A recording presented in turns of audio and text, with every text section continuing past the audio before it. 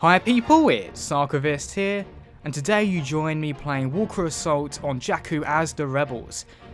I'd like to provide today a guide to play, I'd say, quite consistently well on Jakku as the Rebels. And this strategy focuses almost entirely, really exclusively, on being in the air. And in order to get into the air on Jakku as a Rebel, you want to be aware of where the tokens are first of all. There's one to your left and two to your right. And if you have the jetpack available, it's always good to have that because you can get to it first. So you'll see in this game, I'm going to look to my right. I'm holding down the sprint button already so I can get a head start running to the right. Now you'll see that one guy's got the same idea. He's gone for the first token, so I decide to go straight for the second one to the right, as you see here. And so within a mere matter of moments, I'm in the air as an X-Wing pilot. Now, when you're in the air, it's important to be aware of your responsibilities as an X-Wing pilot because you have a lot more firepower than guys on the ground. You have more maneuverability, more freedom, more speed. You are better than everyone on the ground in terms of what you're capable of right now. The only thing you don't have is the ability to capture uplinks, therefore making you essentially a support character, but one that you must use with the utmost care and responsibility. You don't want to waste this opportunity. I do genuinely believe that being an X-Wing pilot gives you more influence over the battle than playing as a hero or villain. So straight away, what you want to consider is how do I prioritize my targets here? And there are three main ones. You have enemy TIE fighters, you have ATSTs, and you have people on the ground. I tend to go like this. I go for TIE fighters first, as they are the greatest threat to you, the X-Wing pilot. Then go for ATSTs because they're the greatest threat to people on the ground. And then finally, if there's nothing left, there are no TIE fighters, no ATSTs, then finally go to the guys on the ground. By doing this, you can really help your team win. And also you have to consider the actual tactics to fighting in the air. It currently, as of the state of the game, X-Wings are just inherently better than TIE fighters because A, I find them just easier to aim with, bizarrely, and secondly, their shielding ability gives them far more survivability. And so, with that in mind, always make sure that when you're fighting an enemy TIE fighter, to use your shield if you're going at it head on. And many times in this game, you're probably going to see me using my shield to defend myself. But I'm also going after the enemy ATSTs because they can really do a lot of damage to the guys on the ground. They have the ability to use splash damage, they have enormous firepower and decent survivability. So if you can take the ATST out, you are really allowing your teammates to have an easier time of it on the ground. The thing is, when you start smoking like this, so when you're on low health, I do genuinely think it's better to bail out of the X-Wing because the thing is, you become more or less useless. You're basically broadcasting to everyone in the game, hey, look at me, I'm on low health, you might as well blow me up. And the thing is, even blaster fire by that point can take you out.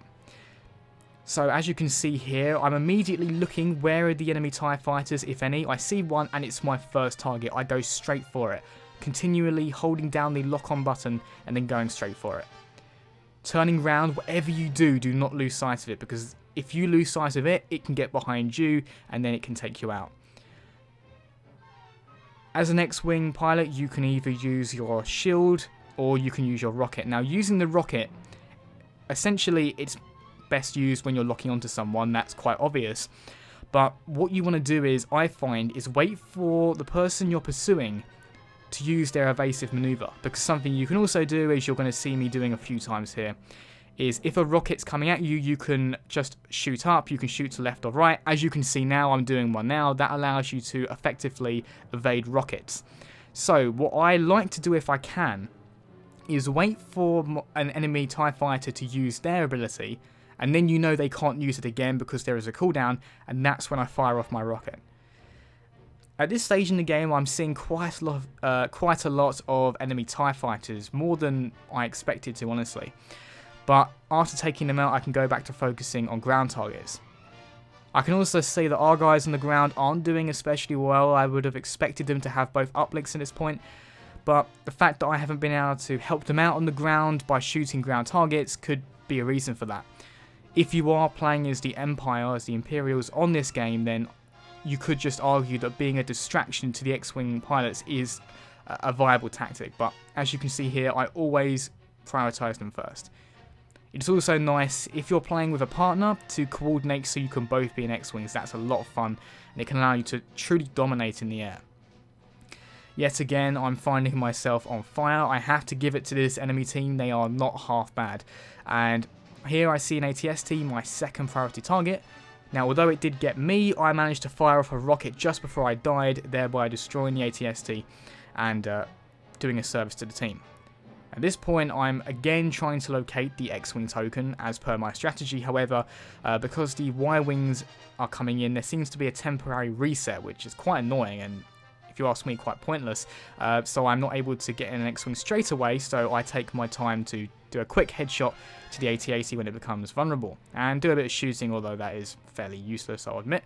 And I find it again and get straight back in the air, because that is the strategy I'm using here. It's all about being in the air, all about being support. Now, this is the most critical time to be in the air, because you can do some real consistent damage. If you remember, when I was on the ground and I did some damage through a headshot to the AT-AT, I got 10 and 5 points.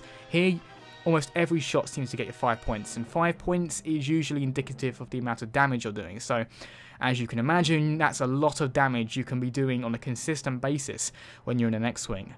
So, not only is it important really to support your team when they're trying to secure the uplinks when you're in an X-Wing, but also it's important to stay alive for this round in particular. Yet again, I'm finding myself fighting TIE fighters, but in the next round, which is coming up now, the next stage of Walker Assault, instead of fighting TIE fighters, there will be TIE interceptors, which are slightly harder to take out than TIE fighters. They're not as easy targets, and with my experience being in one, they seem to be easier to aim their guns with. So at this stage, I'm going to be focusing mostly on ATSTs and ground targets because, well, there are no TIE fighters left for the time being. So as you see there, I'm able to take out 2 on the ground. A rule I try to stick by when going for ground targets is never get too close to the ground yourself. It's just so easy to snag a wing on one of these bits of debris on the ground. Also, keep in mind that you do splash damage, so you don't need to be too accurate, and you can sometimes even take out 2 targets at once. Yet again, you saw me going for an ATST, and quite frankly, by getting one that early on, I would have done a great service to the team, because that could have gone forward, done some real damage to the guys defending the uplinks, and by taking out almost straight away, I really have just nullified a huge advantage they could have had there. And so we're very easily able to continue to secure those uplinks. I mean, that is the thing about being in the air. Don't just use it as an opportunity to stay alive, to avoid being on the ground and getting shot at. You want to use it to be useful. You have to take risks, but at the same time, you have to make sure that you stay alive so that you are available for the Walker vulnerability part, because that's when you become, quite frankly, the most useful. Here, you're able to do a lot of damage, you're able to take out ATSTs, destroy ground targets, stormtroopers, but really, it's when they become vulnerable that you are supremely useful. Also, if you see people who are either heroes, I just saw Boba Fett there, or if you see guys using turrets, then obviously they're going to be the prime targets over traditional stormtroopers. The great thing about rank 50s who use the Shadow Trooper armor is on maps like this, they actually become a little bit more obvious and are easier to shoot. So, also, a little tip if you're playing as the Imperials, this probably isn't the best map to be a Shadow Trooper on. I would go for the typical armor. At this point, I'm under quite a lot of fire. I'm having to use a lot of evasive maneuvers, but I'm able to stay alive just a little bit longer. These TIE interceptors are, without a doubt, better than traditional TIE fighters. X-Wings are, I'd say, still better, but you have to be a little bit more aware. The great thing about being high up is you are less obvious to ground targets, also meaning that you are harder to shoot down. A strategy I've seen some people use but wouldn't personally recommend is literally just flying straight up, right up, and then coming down and shooting from above, almost creating a mini orbital bombardment effect. I tend to favour just going to the edge of the map and then flying back around doing my strafing runs. It just seems to be a little bit more effective, and I get a slightly more 3D view of the battlefield, and you can see targets sometimes a little easier. If you're having trouble spotting guys on the ground, which I've heard some people do just because they are so small, I mean they're in the air, what you might want to do is trace back blaster fire. So if you can't actually see the stormtroopers themselves, try and see where the fire is coming from and then just shooting at its source. At this stage I am becoming aware that a TIE Interceptor could very easily take me out, so I'm just trying to do as much damage as I possibly can. You'll see myself not only trying to dodge missiles by, well, dodging by using my evasive maneuver, but also by shielding. The thing about dodging missiles is it isn't as reliable as I think it should be. Even if you wait just before it hits you and then dodge, sometimes it finds a way to spin around and hit you anyway, which quite frankly, like you saw there, is frustrating, but that's why you need to use the shield as well to compensate for times like that. Also, just a quick general tip for when you're being locked onto. Don't dodge straight away unless you know the missile is in very close proximity, because I think if you do that, then the dodge effectively becomes useless because you didn't wait for it to get close enough. You want to try and dodge halfway between the missile reaching you and, from its source. Yet again, I'm in the air. That was admittedly quite lucky that time that I was able to get an A-Wing, but I'm using my A-Wing to do decent damage to the walkers. But the tricky thing is there are now 2 TIE Interceptors in the air, and they are doing exactly what they should be doing. They're harassing me, they're preventing me from doing damage to the walkers. Now you could just argue, just ignore them, just try and do as much damage to the walkers as you can, but I would say it is genuinely a better tactic to take them out first so I can return to my strafing runs.